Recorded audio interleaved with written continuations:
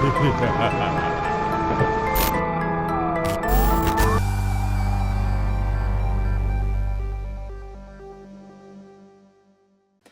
everybody, Vampire Tekking here, and welcome back to the 6 Nights of HOROWEEN, where we go into discussing the 6 darkest moments in all of One Piece.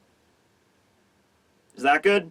Okay. Now, this one is probably going to be controversial.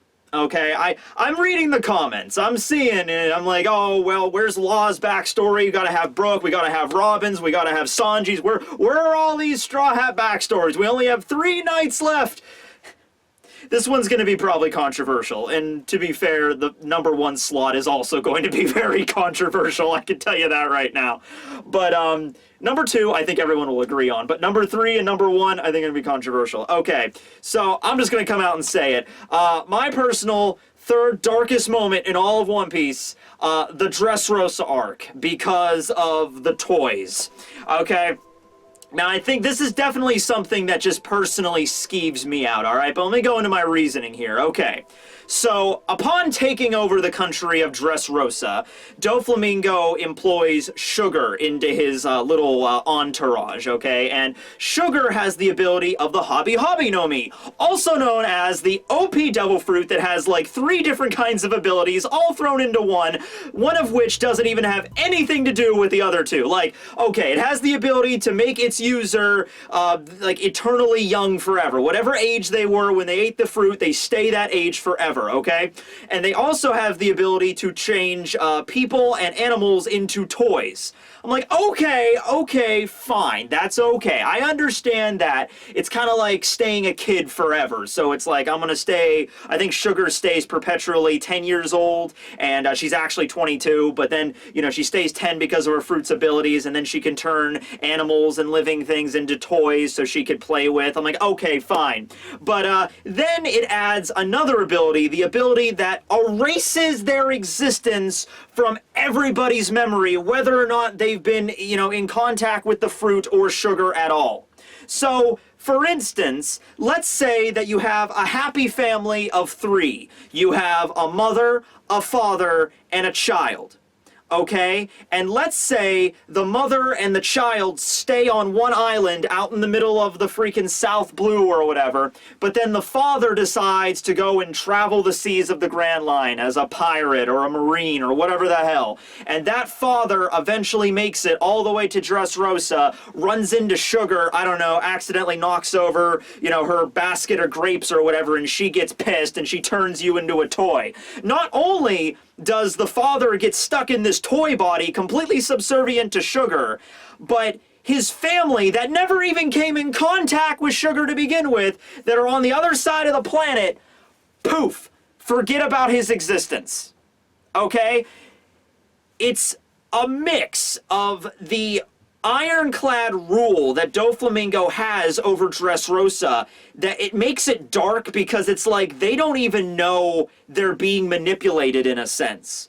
Okay, the citizens of Dressrosa are not like running around in fear of living in that country.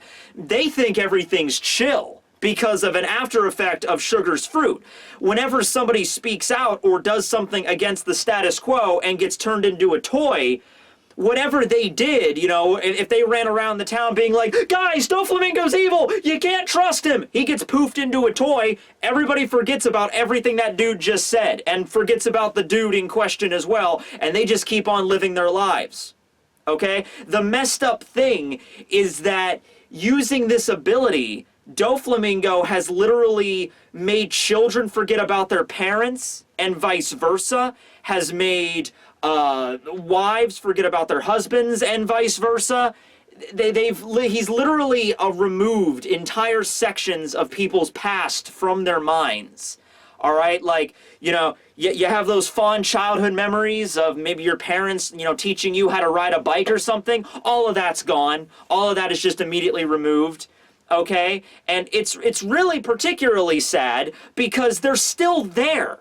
Okay, it's not like they get sucked into another dimension or you'll never see them again. They're still on the island, and they still have their memories, But whenever Sugar turns someone into a toy, she has this contract thing where it's like, you will obey everything that I tell you, and, you know, you're not permitted to speak of these certain things. They can still talk. The toys can still speak, but they're not allowed to go around and talk about, you know, who they really are. If they do that, then they will be declared defective and thrown in a trash bin, forced to work at that underground, you know, slave port for the rest of their existence, basically, right?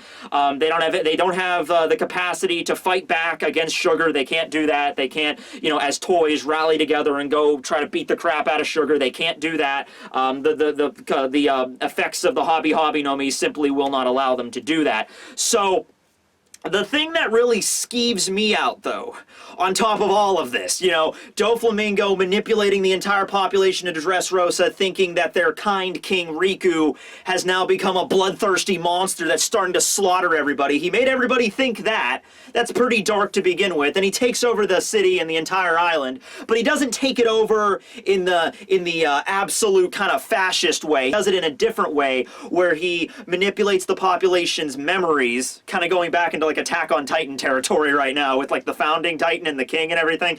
So that's the way he chooses to run a country. Not only does he wipe, you know, he tears families apart without even them realizing that they're being torn apart. And not only are they still present on the island, they just can't talk to each other. They're kept in the body of these adorable child playthings. So, you know, just as an example, let's use Kiros here for this. Okay, so Kiros starts off as like a street punk in Dressrosa. Everybody's afraid of him. He's just this ruffian that's like ridiculously strong. But then he meets King Riku, and Riku shows him, you know, oh, there's more to life. He gives him a purpose, and he eventually climbs up from just the bottom of Dressrosa as this street punk into a well-respected member of the Palace Guard.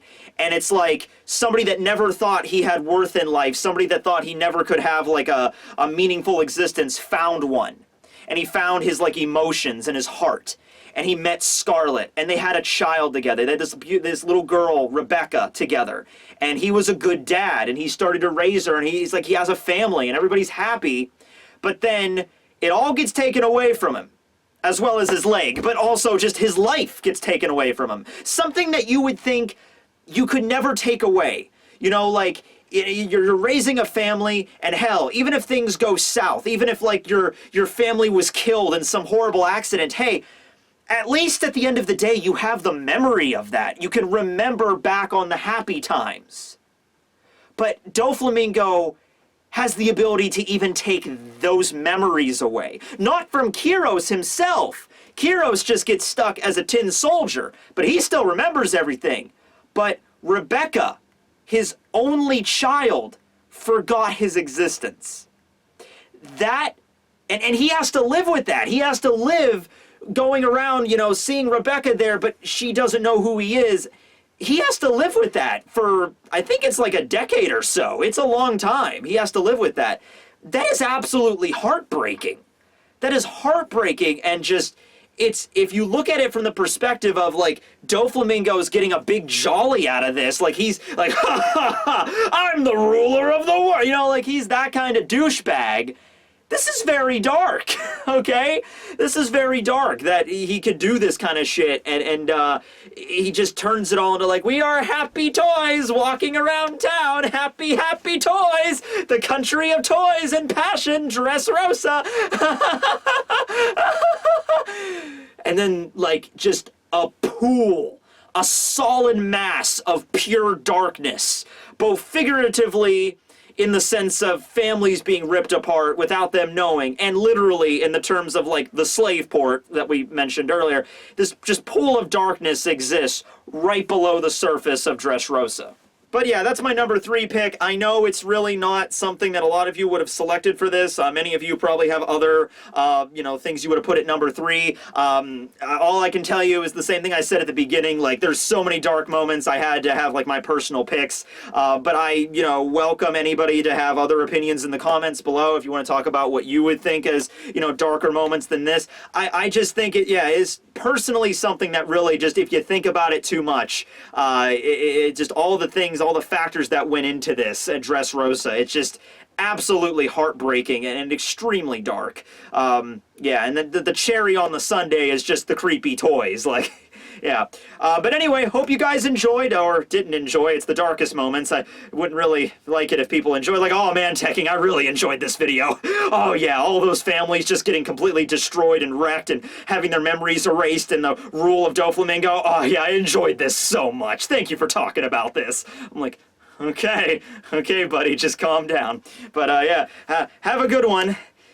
Man, this is really getting annoying. I know you can't really see me all too well. It keeps getting darker in this room. Maybe it'll improve next time.